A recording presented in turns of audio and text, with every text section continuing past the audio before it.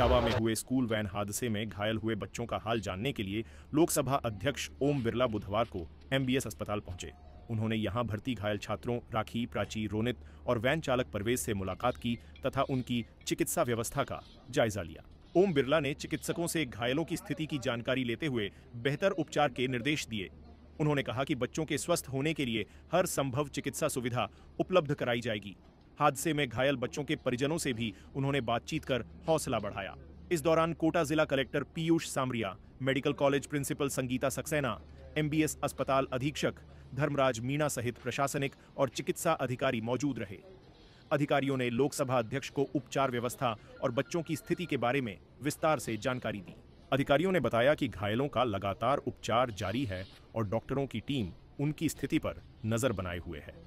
लोकसभा अध्यक्ष ने जल्द स्वस्थ होने की कामना करते हुए अस्पताल प्रबंधन को आवश्यक निर्देश दिए।